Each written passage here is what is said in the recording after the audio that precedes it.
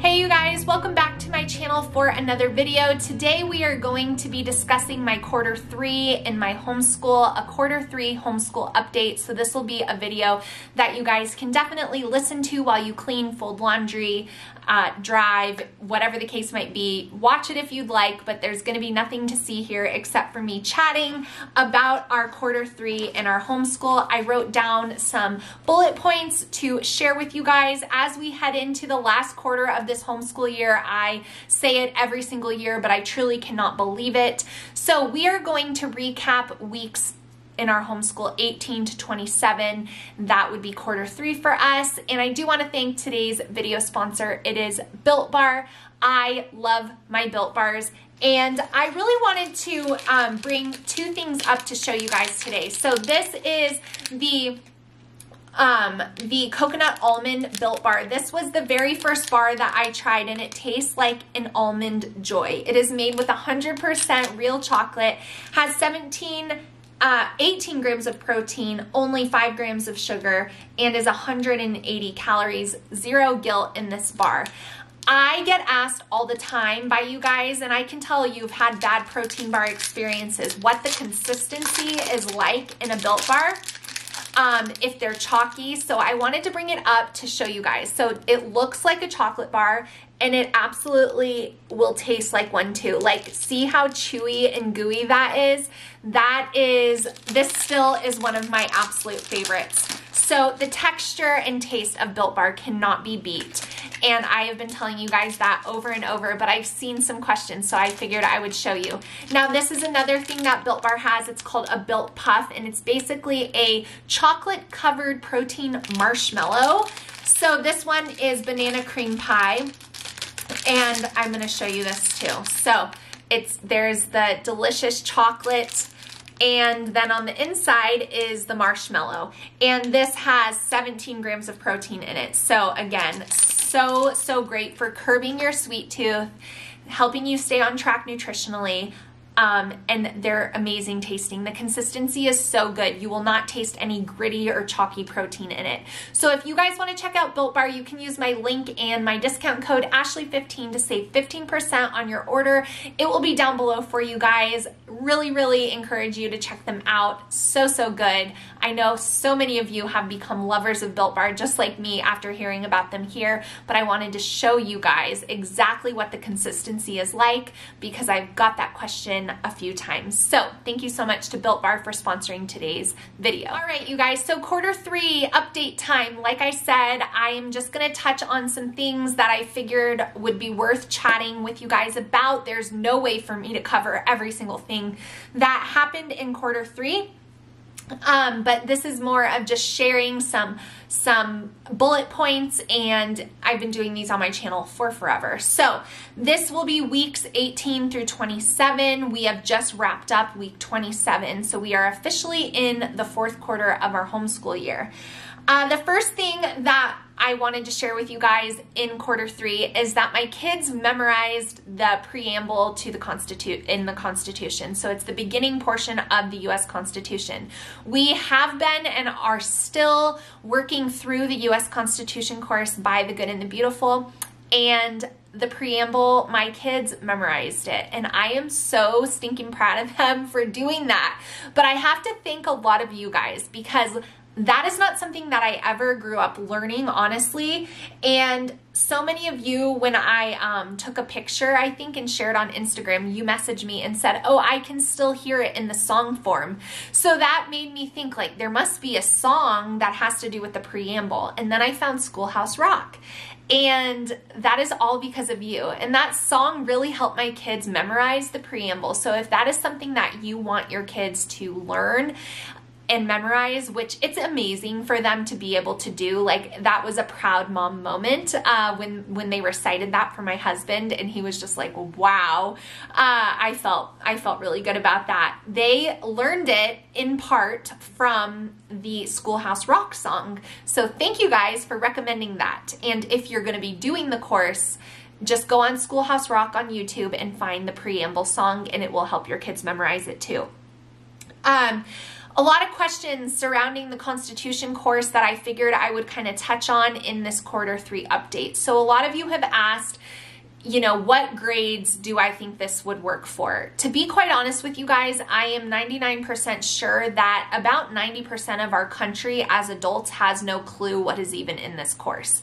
So although The Good and the Beautiful says on it grades 4 through 8, I definitely feel that while a 4th grader, my youngest is in 4th grade, can learn it and you know, have an exposure to it, this is something that is going to be something that I'm going to come back to and do again, because there is so much depth to understanding this. So the course I definitely think is for 4th, 5th grade at a minimum, but I think that The Good and the Beautiful really could have extended the 8th cap up into high school. I really do.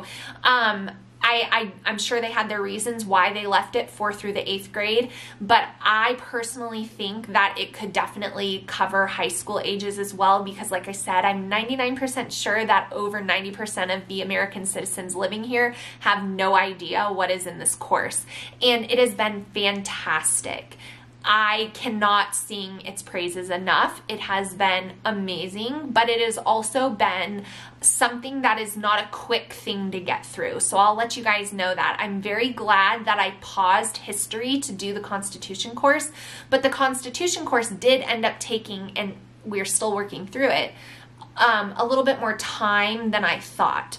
So with that being said, moving into the 4th quarter, I thought I would have 1 unit of history to finish up before we finished our school year.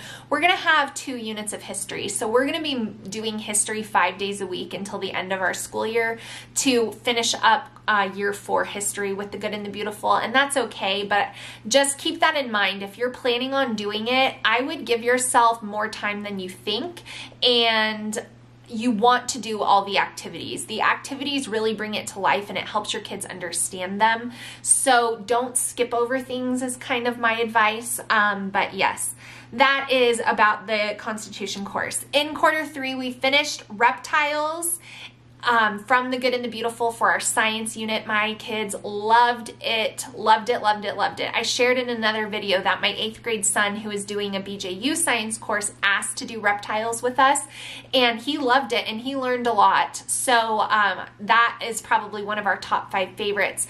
And then I asked you guys on Instagram which one we should do for our last unit of the year, if we should do water in our world or birds. Many of you said birds, so that's what we went with, and so far we're really enjoying that. Who knew that there was so much to learn about birds? So I really recommend the birds unit as well. All of the animal units seem to be favorites of my kids. The mammals, reptiles, birds, you know, just anything along those lines my kids really love. In quarter 3, you guys saw, if you follow over on Instagram, that we did a temporary 4-week prairie unit co-op. That's a full mouthful in itself. So basically the spring bundle that I shared here with you guys, we took that, a little section of it on the prairie, and I hosted it at my house and invited my friends to come over, and we did a different prairie themed thing from the spring bundle. I wasn't coming up with this all on my own, and I bought the books that are recommended, and we did the activities together as a group for 4 weeks, every Wednesday from 9 to 11 a.m. And we loved it. My friends loved it. Our kids loved it. It was like a highlight to the 3rd quarter.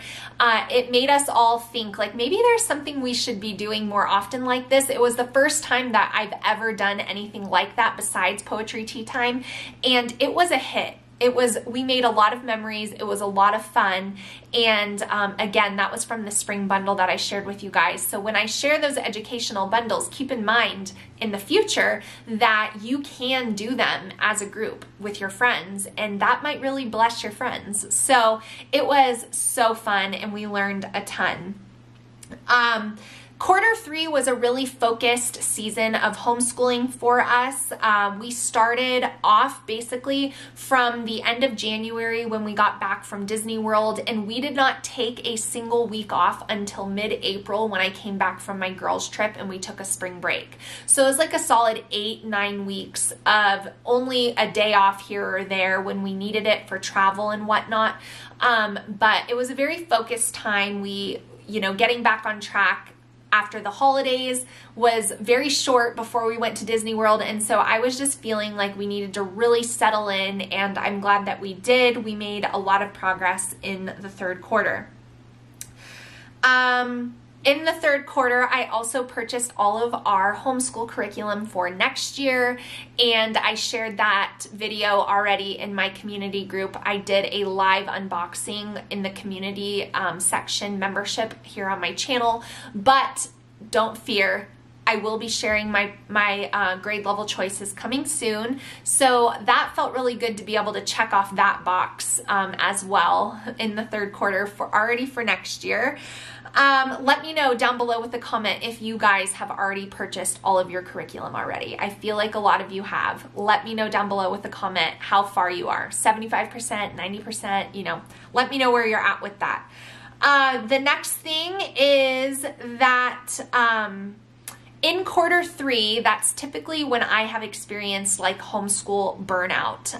It's been a theme that has been true for me pretty much since I started homeschooling, so much so that I have a blog post on my website that you guys can go and read if you're struggling. I share some tips. My website is always linked down below. But this year, I did not experience third quarter burnout, and I think it's because we have taken everything a lot slower, I guess, than traditionally and like in the past years.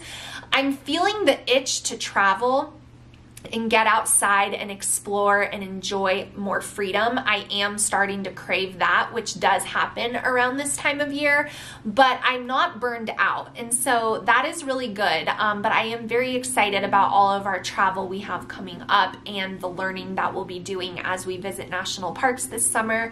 And it's going to be a lot of fun. So I think I'm just starting to get excited, in anticipation, but not be burned out, which I'm very thankful for. So if you're struggling with burnout, know that it's something I've struggled with every single year pretty much, and go read that blog post. I think it'll be helpful. The last little thing that I wanted to share with you guys is basically on my homeschool schedule. So you guys know that I consider us to be year-round homeschoolers, but we take our longest break in the summer. We start earlier than the public school, and we usually finish later than the public school, but I do take off like a solid 6 weeks in the summer for traveling. And so last year, let's back it all the way up, I didn't start school until the first week of September because we were in Florida until the end of August. And because of our other trips we had, I didn't want to start school and only be home for like a week and then mess up the whole routine that I just worked a week to establish, so I just waited. So my plan really was to I was thinking we started in September, so that's about a month later, so we'll probably finish at the end of June, the beginning of July, which would be true. However, we are going to be going to Texas in June for a big soccer thing, and I just don't know if I want to come back and have to get back into schoolwork after that. So I am making an executive homeschool mom call, and I am going to try and get us done before we leave for that trip. So this will be like, when we go to Texas, that would technically be like week 34 of my school year if I was, I just keep track for my own reference. I don't have to report this to anyone. But a public school year calendar is 36 weeks. Well, they count movie days and field days and all this hoopla in there. So I figure I have 2 weeks of grace. So I'm going to try to finish before we go to Texas. And then after that, we're going to come home, we're going to jump in the RV, we're going to travel pretty much to Canada. And so yeah, we've got some things coming up, but but I kind of want to be done, and I've never done that before. So we're going to see if we can do it. If we can't, it's okay. We'll finish, it'll be fine. But I am going to try to kind of like expedite things. So we'll see how that goes. I've never really done that before. My personality will not allow me to not have my kids finish a curriculum, especially a curriculum like BJU that I pay $350 for. You're doing every lesson on there. So we're going to see if I can get that done. So yeah, we'll see. I wanted to update you guys on that. The last thing I wanted to mention in this quarter 3 update, well, there's 2 things. So the first thing is I wanted to share all 4 science units that we've done this year from The Good and the Beautiful. I get asked this all the time. Which ones have I done? What would I recommend? These 4 we've done this year, we've loved. They're in our top 5 favorites easily, and there's 4 of them right here. So mammals, space, reptiles, and birds. Highly recommend all of them. Fantastic units. Your kids will love them. You will love them. Perfect. They work so well for all grade levels. They're awesome. So those are our 4 that we did this year that I absolutely love. And then the last thing that I wanted to share with you guys is regarding BJU. So the distance learning option online. So last year was my very first year using that curriculum. And anytime you use a new curriculum, you should give yourself a year to adjust to the curriculum before you decide if you really like it or not. Because last year, we were just getting used to it. We had never used it before. And so there were some things that I was a little frustrated with, like the fact that there's 180 lessons. Like, it just seems so impossible to get done. You know, how are we going to take breaks? And my other kids only have 120, and it was a bit of a challenge, to be honest. But like, you can't skip over things because you need that information and you're paying for that information. So I wanted to share in this video what I've done this year that has worked very, very, very well. And if you are going to be using BJU on the distance learning option in your homeschool next year, let me make a strong recommendation to you. So every day is broken down for you with BJU. So it'll be day 1, it'll tell you the things. It'll be day 2, it'll tell you the things. Day 3, tell you the things. And your kids just basically complete those things. However, last year I didn't realize that they count like a practice test as all there is for like 1 day.